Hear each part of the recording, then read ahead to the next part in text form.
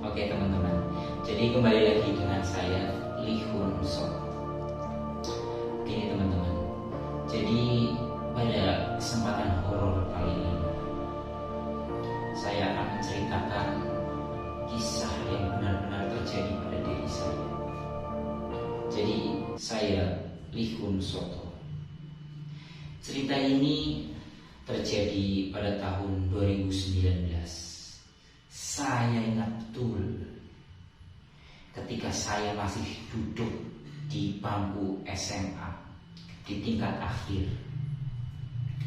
Saya saat itu tinggal di rumah kakek saya dan hanya hidup bersama kakek yang kini rumahnya sudah kosong semenjak kepulangan kakek ke Yang Maha Kuasa sekitar beberapa bulan yang lalu.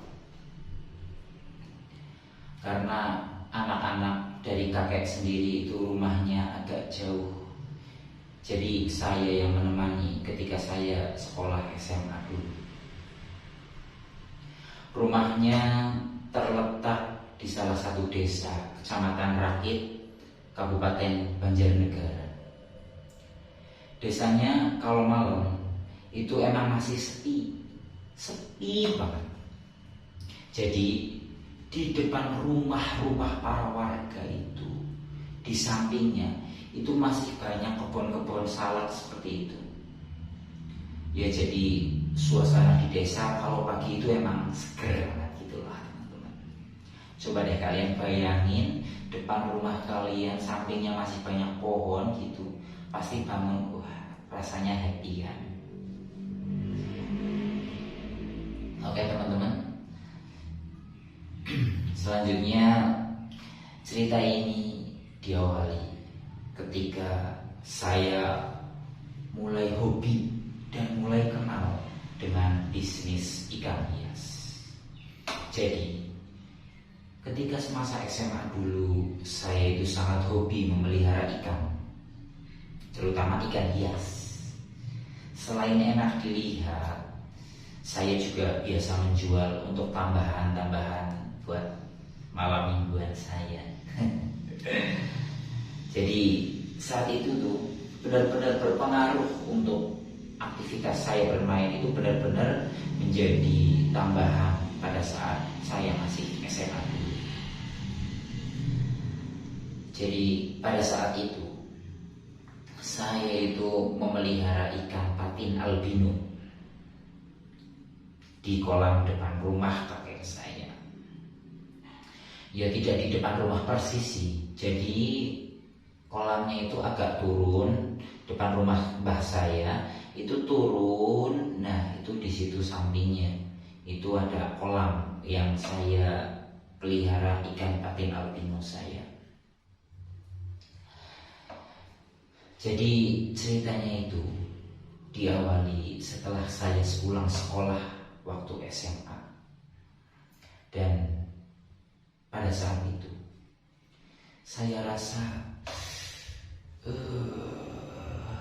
badan saya itu sangat capek.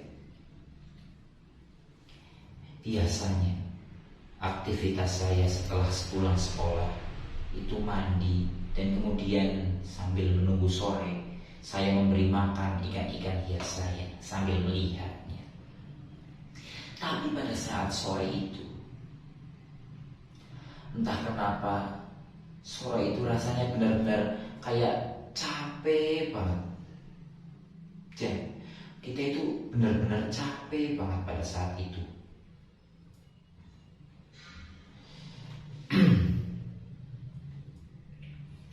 Jadi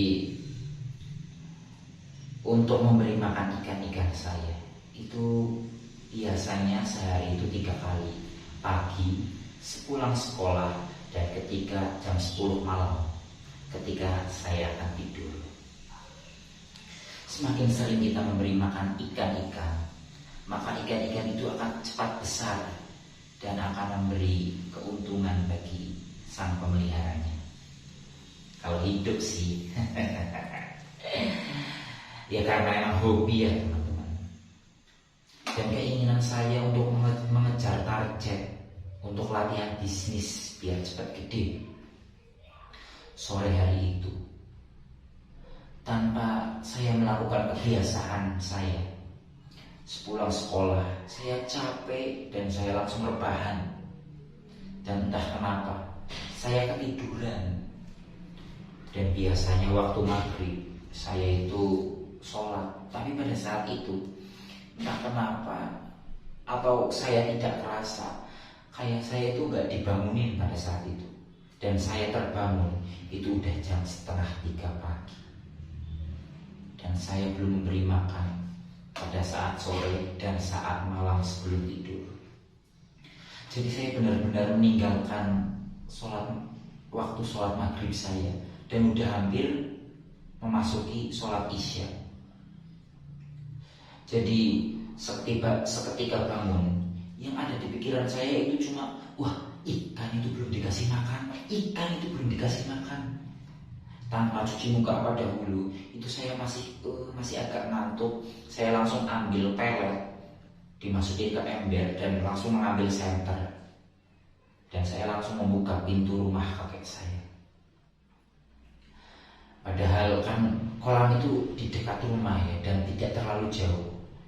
Jadi tanpa rasa takut sama sekali, saya langsung mau memberi makan kepada ikan-ikan. Ketika saya membuka pintu, itu rasanya emang biasa aja. Biasa. Nah, setelah itu saya itu jalan turun. Nah, di sini hawa mistis mulai terjadi.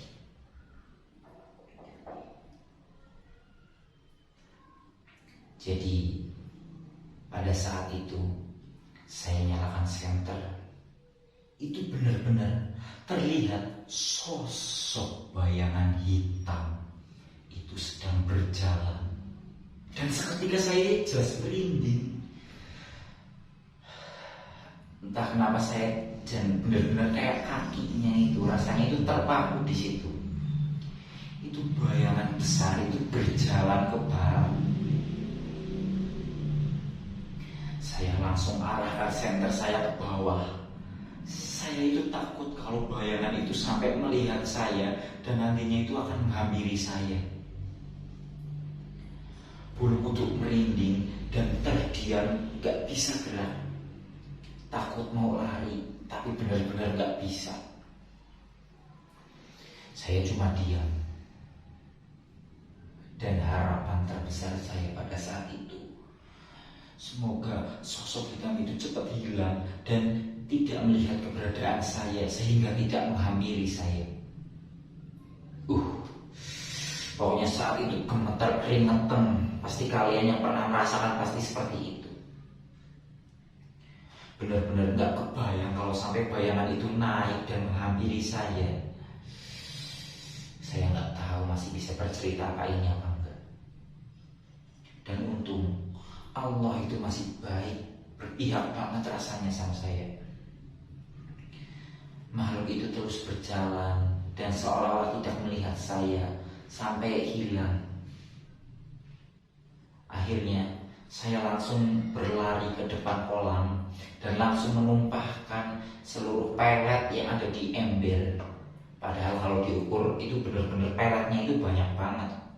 Bisa membuat ikan-ikan saya itu keracunan makanan. Tapi tanpa pikir panjang saya langsung tumpahkan seluruh pelet yang ada di ember. Dan setelah menumpahkan saya langsung lari masuk ke dalam rumah. Dan itu benar-benar pengalaman yang emang gak bisa saya lupain sih. Sampai pagi emang benar-benar kakek saya kebiasaan bangun sebelum subuh. Dan akhirnya saya gak bisa tidur lagi. Pada hari selanjutnya, setelah sholat isya, saya menceritakan hal yang saya alami kepada kakek saya. Ya emang, kakek saya ternyata sudah lebih mengetahui keberadaan sosok tersebut. Jadi, emang sosok itu sudah menempati di gerombolan pohon makhluk itu tidak nakal. Dia hanya ingin memperlihatkan dirinya kepada para penghuni rumah bahwa kita itu mempunyai saudara yang perlu dikenal. Saat kakek mengatakan seperti itu, rasanya benar-benar merinding banget. Benar-benar merinding pada saat itu. Dulu, waktu nikah, pamanmu pernah ada tukang sound system, juga diperlihatkan sosok seperti itu. Nah, sama persis seperti yang diceritakan sama kamu. Nah, tapi kini pohon-pohon salak yang ada di rumah kakek saya itu sudah bersih, tak tersisa. Katanya sosok yang ada menghuni tempat itu cuma geser ke barat kali yang ada di dekat rumah kakek saya. Rimbunan semak-semak itu, kata kakek saya, terakhir kalinya. Sejak saat itu saya sudah berani membiasakan diri percaya kakek pasti lebih paham, dia lebih lama mengetahui hal-hal seperti itu. Dan saya percaya kalau makhluk itu tidak akan mengganggu kita kalau kita memang tidak mengganggunya. Jadi sudah puluhan tahun sosok itu hidup di dekat rumah kakek saya. Kini kakek sudah berpulang ke Yang Maha Kuasa. Rumah menjadi kosong.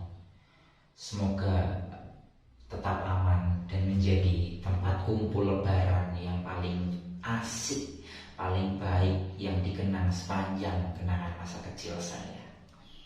Al-Fatihah buat kakek.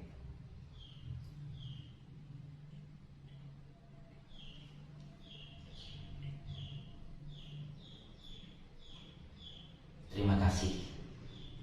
Jangan lupa subscribe Lihun Soto. Wassalamualaikum warahmatullahi wabarakatuh.